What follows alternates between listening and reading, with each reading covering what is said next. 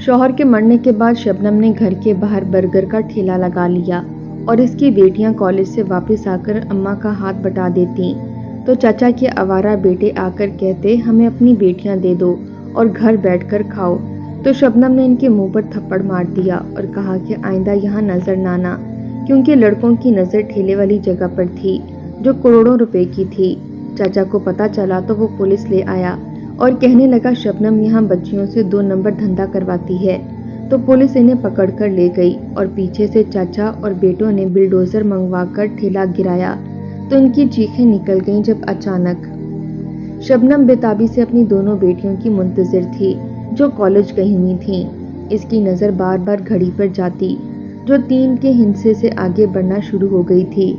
इसकी बेकरारी में इजाफा हो रहा था जब भी अचानक वैन वाले के हॉर्न की आवाज़ सुनाई दी। शबनम लपक कर गेट के पास पहुंची और दरवाज़ा खोल दिया। सामने ही वैन में से हंसती मुस्कुराती इसकी दोनों बेटियां बाहर निकल रही थीं। शबनम ने बेइख्तियार सुकून का सांस लिया। आजकल जिस तरह के हालात थे, इन हालात को देखते हुए शबनम अक्सर परेशान हो जाया करती थी। अभी वो अपनी दोनों बेटियों को अंदर आते हुए देख रही थी कि अचानक इसकी नज़र अंदर से बाहर निकलते शफात पर पड़ी। वो शबनम को देखकर मुस्कुरा दिया। अरे बेगम, आज फिर बेटियों के इंतजार में यहाँ पर खड़ी हो गई हैं। कहा तो है फिक्र मत करो, हमारी बेटियाँ माशाल्लाह से बहुत बहादुर हैं और समझदार भी हैं। अल्लाह ताला इनकी हिफाजत फरमाए। अभी तो दोनों 18 साल की हैं और तुम बिला वजह इतनी फिक्र करने लगी हो। शफात की बात पर शबनम ने एक गहरी सांस ली और कहने लगी, फिक्र क्यों ना करूं, दोनों किस कदर खूबसूरत हैं और कद देखें दोनों के माशाल्लाह से पूरे मोहल्ले में हर किसी की नज़र है इन पर। हर घर मुझसे इनका रिश्ता मांग चुका है। मैं तो चाहती हूँ बस जल्द इनका ये कॉलेज मुकम्मल हो तो इनकी शादी कर दूँ। शबनम की बात पर शफात मुस्कुरा दिया और बात आई गई हो गई। वो यूं ही हमेशा किया करता था। शबनम जितनी फिक्र करती थी वो उतना ही मुतमईन इंसान था। इसने प्रॉपर्टी डीलिंग का नया काम जो शुरू किया था वो बेहद शानदार चल रहा था। इनके दिन ही बदल गए थे। पहले जो घर में बड़ी मुश्किल से दाल रोटी चला करती थी, अब आए रोज घर में बकरे का गोश्त पका करता था। शबनम खुदा का शुक्र अदा करते नहीं थकती थी। बस इसकी एक ही फिक्र थी कि दोनों जवान बेटियों का कहीं मुनासिब जगह पर रिश्ता तय हो जाए। मगर वो ये नहीं जानती थी कि सिर्फ यही वाहिद फिक्र नहीं है। आने वाले दिनों में फिक्रों का एक तूफान इस पर हल्ला बोलने वाला है। 4 रोज ही गुजरे थे जब अचानक दोपहर के वक्त जोर से घर का दरवाजा धड़धड़ाया गया। इतवार का दिन था मगर शफात उस रोज भी अपनी किसी डील के नतीजे में घर से बाहर था। शबनम घबराकर उठ बैठी। वो अंदर एसी की ठंडक में सोई हुई थी मगर दरवाजा बजने की आवाज इस कदर शदीद थी कि इसकी नींद पलक झपकते ही गायब हो गई। या अल्लाह खैर, वो अपने दिल पर हाथ रखते हुए सीधा घर से बाहर आई। घर के बाहर गैर मामूली शोरो गुल सुनाई दे रहा था। शबनम ने आगे बढ़कर दरवाजा खोला। सामने ही एक आदमी परेशान सूरत लिए खड़ा था। शफात साहब का घर यही है? आदमी के लहजे में परेशानी थी। शबनम का दिल दहक से रह गया मगर इसने सर हिला दिया। जी हाँ, यही है शफात साहब का घर। शबनम के जवाब सुनते ही सामने वाले शख्स के चेहरे पर अफसोस सा फैल गया। वो थोड़ी देर तो खामोश रहा और फिर बोला, माफ़ कीजिएगा बहन, आज प्रॉपर्टी डीलिंग की एक डील के दौरान शफात साहब का दिल का दौरा पड़ने पर इंतकाल कर गए।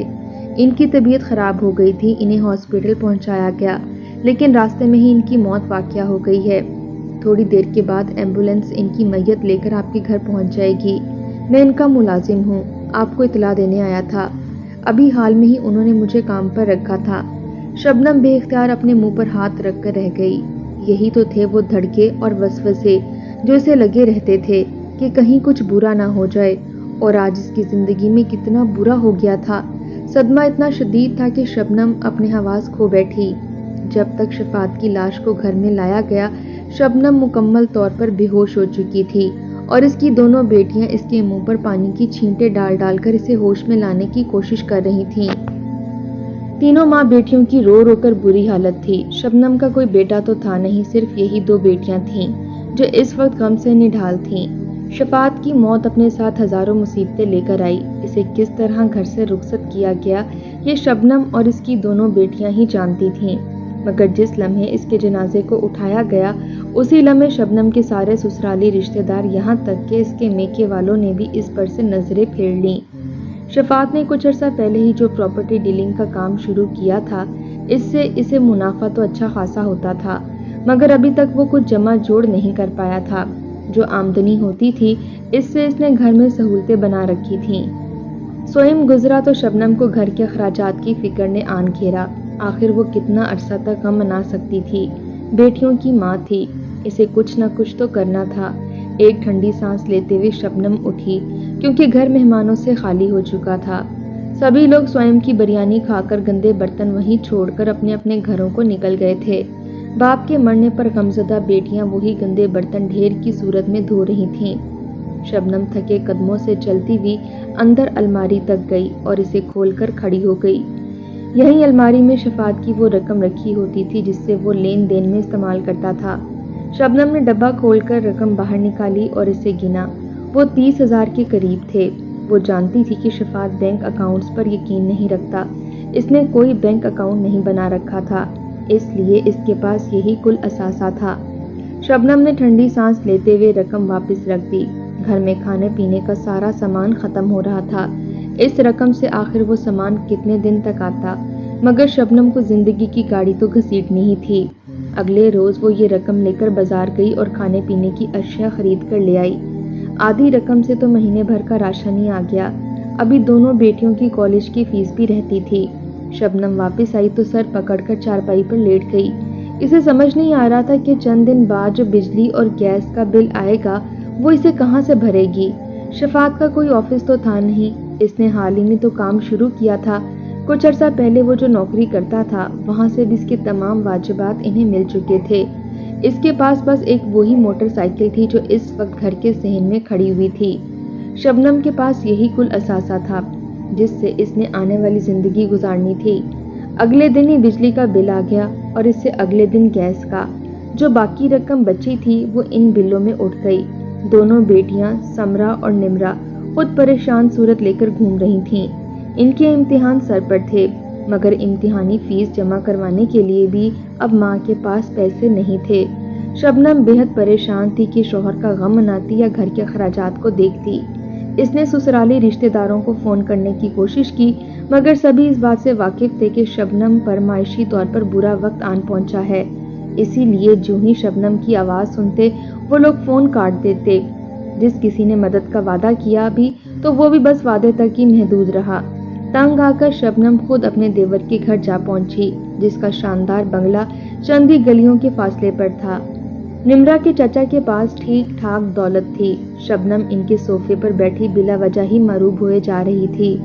निमरा का चाचा अंदर से बाहर निकला तो सफेद कॉटन के कड़कड़ाते सूट की जेब में से हाथ डालकर 2,000 रुपए बाहर निकाले और शबनम की तरफ बढ़ाते हुए बोला, आजकल कारोबार कुछ मंदा जा रहा है, माफ करना बहन, मैं इससे ज्यादा तुम्हारी कोई मदद नहीं कर सकता।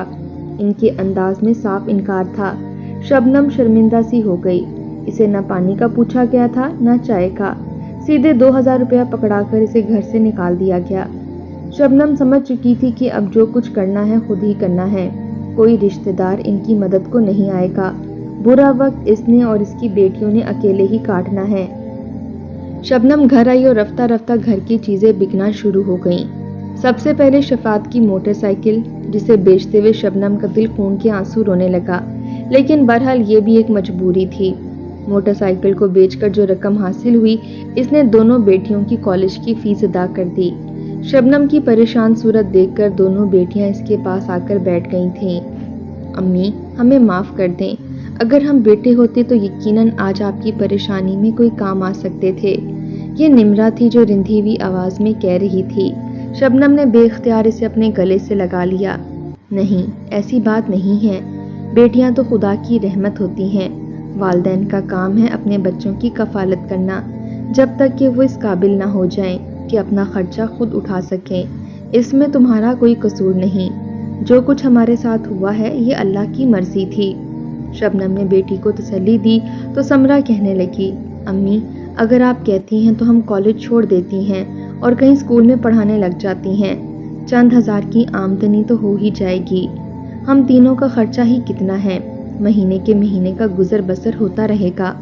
समरा की बात पर शबनम कुछ देर तो खामोश रही, फिर इसने मुड़कर दोनों बेटियों की तरफ देखा। वो जानती थी कि इसकी बेटियां बहुत ज़हीन हैं और दोनों को ही डॉक्टर बनने का शौक था। आला तालीम दिलाना शफात का ख्वाब था। ऐसे में वो भला कैसे इनके ख्वाब को कुचल सकती थी। इसने बेटियों को सख्ती से मना कर दिया कि वो आइंदा कॉलेज छोड़ने की बात ही ना करें। अगले महीने अखराजात के लिए शबनम ने दोनों कमरों में लगे हुए एसी उतार कर बेच दिए। फिर हीटर बिका और यहाँ तक कि घर की हर कीमती चीज़ रफ्ता रफ्ता बिकती चली गई। मगर अखराजात थे कि मुंह खोले हर महीने बढ़ते ही जा रहे थे। चीज़ों को बेच बेच कर जितनी आमदनी होती वो सब पैसे लग चुके थे। अब कोई मुस्तकिल आमदनी का जरिया ढूंढना ज़रूरी था। इसी परेशानी में वो एक रोज़ सहन में रखी चारपाई पर बैठी थी जब अचानक इसकी छोटी बेटी समरा इसके पास आई। अम्मी, मेरे पास एक आइडिया है। क्यों ना हम बैठक वाले बड़े कमरे को बाहर से खोलकर इसे बर्गर का होटल बना लें। एक फास्ट फूड होटल आजकल वैसे भी ये कितने मशहूर हैं और अब तो इतना ट्रेंड चल पड़ा है कि निकाब पोश औरतें खुद अपने ठेलों पर खड़े होकर बर्गर या फ्राइज बनाती हैं। लोग इनकी इज्जत भी करते हैं। जहाँ बुरे लोग हैं वहाँ अच्छे भी हैं। और वैसे भी सबको पता तो है कि हम लोग किस बुरे हालात से गुजर रहे हैं। हमारी किसी ने मदद नहीं की तो फिर किसी को एतराज उठाने का भी हक नहीं होगा। समरा की बात पर शबनम चौंक सी गई। वो कह तो ठीक रही थी। इनका घर मेन रोड के ऊपर था। कई लोग आते जाते थे। इनके घर के जरा से फासले पर ही एक कोचिंग सेंटर था। शाम के वक्त जब बच्चे वहां से निकलते तो खूब भूख से बेताब होते थे। ऐसे में अगर इनके घर के सामने एक फास्ट फूड सेंटर खुल जाता तो यकीनन बच्चों के मजे हो जाते और शबनम को भी अच्छी आमदनी हो सकती थी। शबनम को ये ख्याल पसंद आया। वैसे भी वो इतनी मजबूर हो चुकी थी कि अब इसे इस बात का ज़रा ख्याल ना था कि कौन सा काम करने से लोग इतराज़ करेंगे और कौन सा काम करने से नहीं। इसने अगले दिन से ही अपने इरादे को अमली जमा पहना दिया। शबनम ने शफात के एक मुलाजिम को फ़ोन किया। वो आ गया तो इसने बैठक के अंदर से सारा फर्नीचर निकाल कर इसे खाली करवाया और नया रंगो रोगन करवाया। अब अंदर 3-4 छोटी मेज़ें रखकर छोटा सा फास्ट फूड सेंटर बन गया, जबकि दुकान के बाहर शबनम ने एक पूरा स्टॉल सेट करवाकर इसे बर्गर का स्टॉल बना दिया। ज़्यादा कमाई इसी काम में थी। शबनम को बर्गर बनाना तो अच्छे से आता था, बस पहला दिन मुश्किल था। निकाब पहनकर जिस वक्त वो बर्गर के ठेले पर खड़ी हुई इसे बहुत शर्म आई। मगर जब उस दिन ठीक ठाक आमदनी हुई तो रात को अपने पैसे गिनते हुए शबनम की सारी शर्म ख़त्म हो गई और इसने अल्लाह का शुक्र अदा किया कि हलाल तरीके से इसे जायज़ आमदनी मिल रही है, जिससे वो अपनी और अपनी बच्चियों के खर्चे पूरे कर सकती है। रफ्ता रफ्ता शबनम का बर्गर का स्टॉल मशहूर होने लगा। कोचिंग के बच्चे जाते और आते दोनों वक्त शबनम के अच्छे गाहक बन गए थे। न सिर्फ कोचिंग के बच्चे बल्कि मोहल्ले भर में शबनम के हाथ का जायका मशहूर होने लगा। इसके बर्गर की तारीफें दूर दूर तक फैल गईं। शबनम की आमदनी एक दिन में हज़ारों रुपए तक जा पहुंचती। ये इसके लिए नाकाबिले यकीन था। वो अल्लाह का शुक्र अदा करते न थकती थी। मगर आमदनी बढ़ी तो साथ में काम भी बढ़ा। वो मजबूर हो गई कि अपने पास कोई मर्द मुलाजिम रख ले और इसने ऐसा ही किया। एक निस्बतन कम उम्र नौजवान को अपने साथ मुलाजिम के तौर पर रख लिया, लेकिन पहले ही हफ्ते में वो बुखला गई जब इसने इस मुलाजिम को पैसों में खयानत करते हुए देख लिया। शबनम ने इसे कुछ नहीं कहा मगर इसे नौकरी से निकाल दिया। अब फिर से सारा काम शबनम के कंधों पर आन पड़ा था। बेहद मजबूर थी। इसकी मजबूरी का हल इस दफ़ा भी इसकी दोनों बेटियों ने निकाला। अम्मी, आप फिक्र मत करें, हम लोग 2-3 बजे तक कॉलेज से आ जाती हैं। इसके बाद पूरा दिन फारिगी तो होती हैं। चंद घंटे हम आपके पास बर्गर के ठेले पर काम कर लिया करेंगे। इतने में आप आराम कर लीजिएगा। हम भी निकाब लगाकर काम कर लेंगे तो किसी को कोई एतराज़ नहीं होगा। और वैसे भी सिर्फ स्टूडेंट ही तो सामान लेते हैं, हमें कोई परेशानी नहीं होगी। निम्रा ने माँ की परेशानी का हल निकाला। शबनम को मानना ही पड़ा। वो और क्या कर सकती थी। और फिर अगले दिन से ही यही होने लगा। आधा दिन ठेले पर शबनम खड़ी होती और बाकी के वक्त दोनों लड़कियां। रात 9 बजे से पहले ही शबनम अपना ठेला बंद कर देती और तीनों माँ बेटियां घर के अंदर चली जाती। इनके घर के हालात दोबारा से बेहतर होने लगे थे, मगर एक दफ़ा फिर एक नई फिक्र इसका रास्ता देख रही थी। एक रोज़ शबनम मार्केट से बर्गर बनाने का सामान खरीद कर ला रही थी। शाम के 4 बज रहे थे और इसने अपनी दोनों बेटियों को बर्गर के ठेले पर खड़ा कर रखा था। آج وہ بہت خوش تھی۔ اس کے مہینے بھر کی آمدنی تو شفاعت کی آمدنی سے بھی زیادہ ہو گئی تھی۔ اس نے فیصلہ کر لیا تھا کہ بچیوں کے امتحانوں کے بعد انہیں یونیورسٹی میں ایڈمیشن دلا دے گی۔ ابھی وہ اپنے گھر سے کچھ ہی فاصلے پر تھی جب اچانک اس کی نظر اپنے برگر کے ٹھیلے پر پڑی۔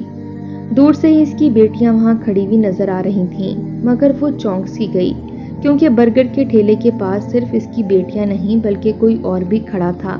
وہ اس کے جیٹھ کا بیٹا عدنان تھا اور اس کے ساتھ اس کا بھائی ارسلان۔ یوں لگتا تھا جیسے وہ دونوں نمرہ اور سمرہ سے کسی بات پر بحث کر رہے ہیں۔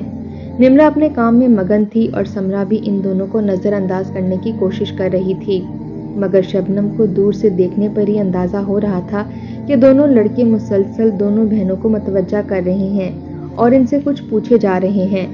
شبنم کے قدموں میں تیزی آ گئی۔ ان دونوں لڑکوں کی فطرت ٹھیک نہیں تھی۔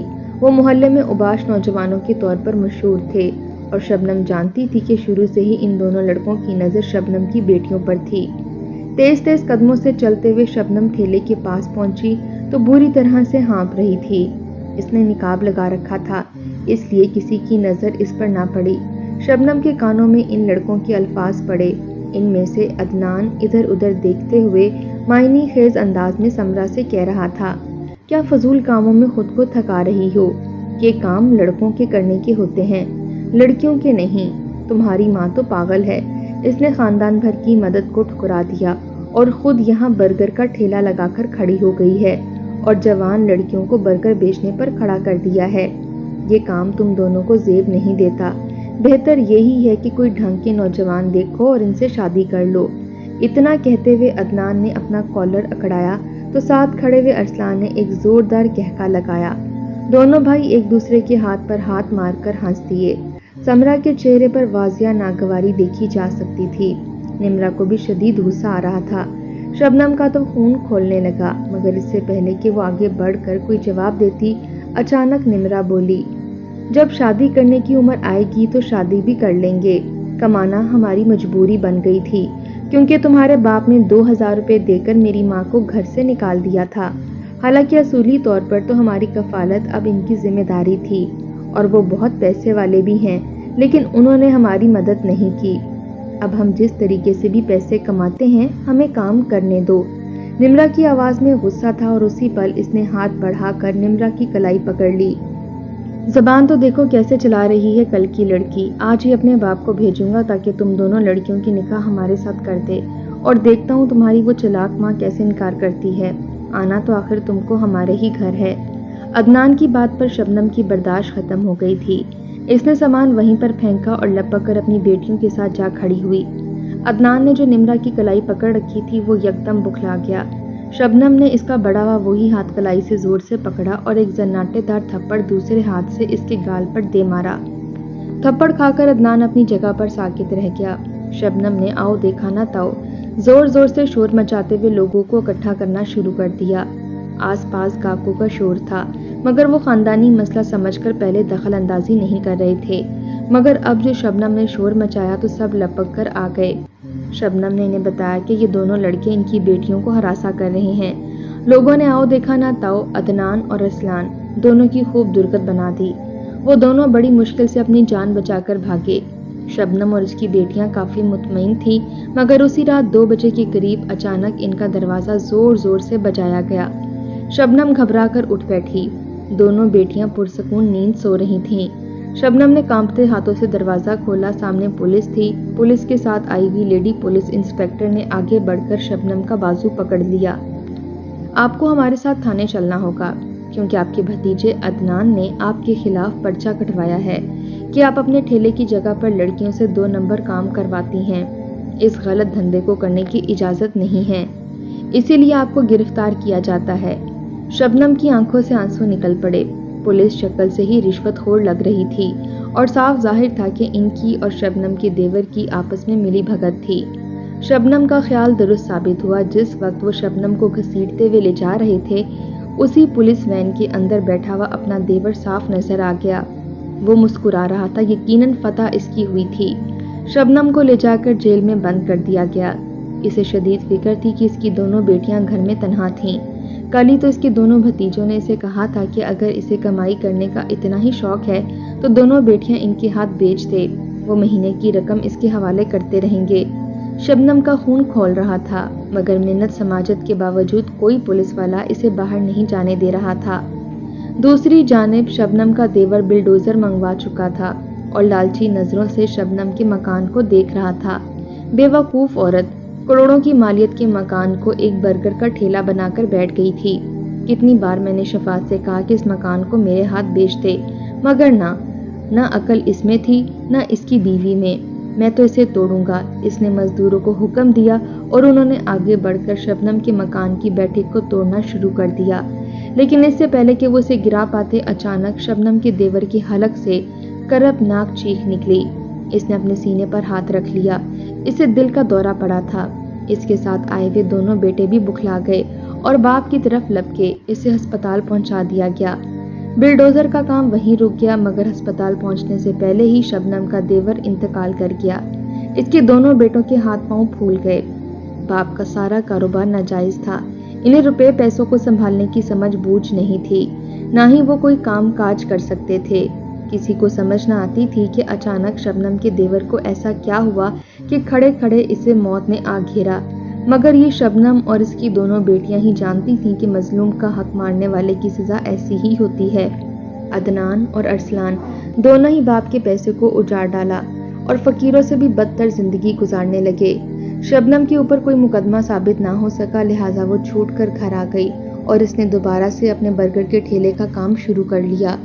कुछ ही अरसे में इसकी बेटियां आला तालीम पाकर डॉक्टर्स बन गईं, तो शबनम ने अपने ठेले को बाकायदा रेस्टोरेंट की शक्ल दे दी। बेशक अल्लाह जिसकी मदद करे, इसे कोई नहीं गिरा सकता।